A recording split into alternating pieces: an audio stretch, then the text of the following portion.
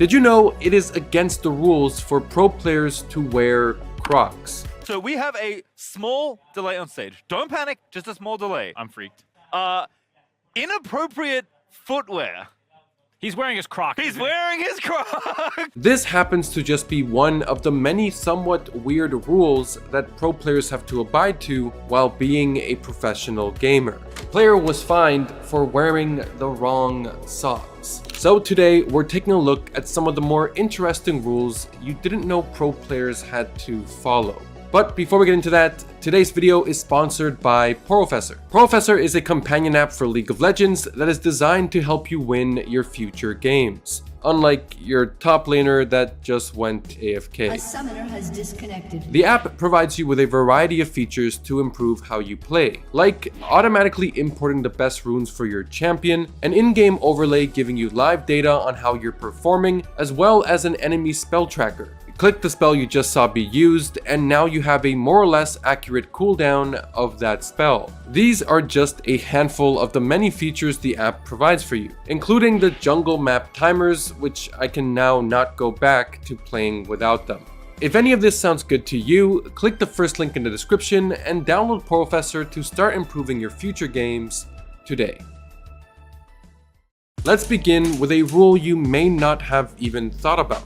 If you're a professional League of Legends player, you can't stream yourself playing other games. A while back, the world champion Doinby said that players get fined if they stream themselves playing other games. Now at first, that sounds pretty controlling, but it makes sense. Riot wouldn't want their pro players to be streaming their competitors' games. However, he did mention that they were allowed to play other games made by Riot, as well as smaller games in between queue like Faker's Jump King streams. But as a great philosopher once said, rules are made to be broken. So regardless of these fines, as long as the problem isn't extreme enough to receive a suspension, some players simply don't care.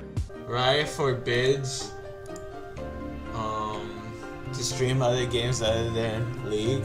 Man, Riot can suck my dick. That's what I say. Who's feeling me on that one? So staying on topic of fines, we recently spoke about a player who was fined a whole month's salary for going AFK in a solo queue game. But League of Legends teams aren't the only ones disciplining their players. In 2020, a pro Overwatch player was disciplined and fined for consistently being toxic in solo queue. But it's a little more damning in Overwatch as they have both text and voice chat. Yo, fucking Ursa, just go die. Kill yourself, fucking die. Just go die. That was the player Violet speaking, who despite not fully having a grasp on English, he made sure to learn the words he deemed most important. He also wasn't any better in text chats either. Just got into a match with Violet, where I switched to Brig because he told me to. Then he flamed me for getting pinned, so I swapped back to Mercy. He continued to harass me because I refused to go back to Brig. LOL. For this behavior, he received an undisclosed fine from his team and was suspended from upcoming matches. Moving along, in our previous video about this topic, we discussed whether or not there were specific rules regarding a player surrendering in a professional game. And the conclusion was that it is not against the rules to surrender. Even showcasing an example of a team surrendering at the World Championship in 2015. That's a surrender from IG. They know the game was over. However, since making that video, this rule has kind of changed. It's still the same rule on paper as far as I can see. The 2022 LCS rules even list surrendering as a way a game can be completed.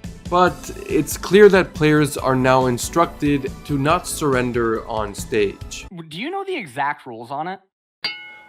No, I don't actually. I actually don't know what the exact rules on forfeiting is in competitive play. As far as I'm aware, it was allowed for a while and then they stopped allowing it. Yes. Or, well, you can still do it, but you get fined. Oh yeah, that is true. You will get fined. You're allowed to do it, but you'll get fined. This can be for a variety of reasons, but two that I can think of straight away is that Riot has sponsor obligations now. And if a game ends abruptly due to a surrender, that's less opportunity to showcase a Red Bull Baron power play or a MasterCard chime when a mythic item is bought. And secondly, these people are oftentimes paying good money to be at these games. So surrendering and cutting the game short can create a lesser experience for the spectators. Similar to traditional sports, teams just don't surrender, even if they're losing by 73 points. It'll be an NBA record margin of victory for the Grizzlies tonight. 73 points. Now here's a straight up weird rule. No Crocs allowed on stage. Yeah, this was actually a serious rule. According to the official Worlds 2022 rulebook, under section 4.5, player and coach apparel, besides wearing their official team uniforms during matches and related interviews, players must wear pants and closed-toe shoes. This rule was seen in action in the most recent World Championships when a player went on stage with Crocs and the game was delayed from starting until the player wearing Crocs changed into another pair of shoes. I have a question. There was a delay in Champ Select because of wardrobe violation, and I know that usually you like to wear Crocs on stage, so is there anything to do with that? Yeah, basically Riot forbid us wearing Crocs on stage. They said that we can either play with shoes or without shoes, but not with Crocs. I don't know what's the rule there, but we have to follow it, and Jojo was obviously with Crocs on stage, and then a Riot referee came there with a pair of shoes and was like, wear this. So yeah, that was a bit annoying, but I guess that's the rules. I don't know. Pretty weird rule if you ask me. Pretty weird rule indeed. But if you want an answer on why this rule exists, it's likely just boring safety regulations. There's a lot of work environments that actually don't allow workers to wear open-toed shoes. Seems the open section can pose risk of accidents and tripping hazards, so it's just preferred to avoid it.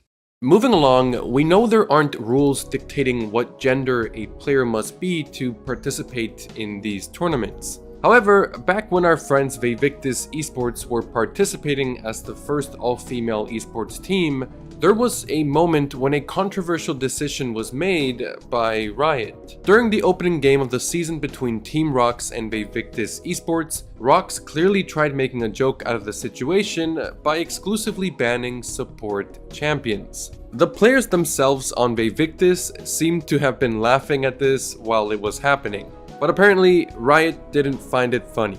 I can't find if they were eventually fined for this, but they did receive an official warning for their behavior. Riot stated that although banning support champions isn't against the rules, they still hit the team with warnings regarding Riot's discrimination rules.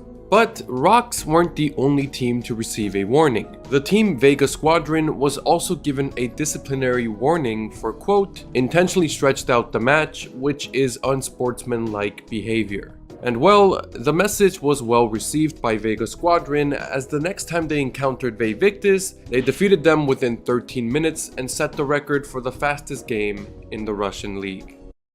Alright, for this final story, we kind of turned the tables. I'm not sure if there's a specific rule regarding this, but apparently pro athletes can be fined for gaming. Earlier this year, the footballer Alexander Golovin was criticized and fined by his club because he allegedly stays up past 4 AM playing Dota 2.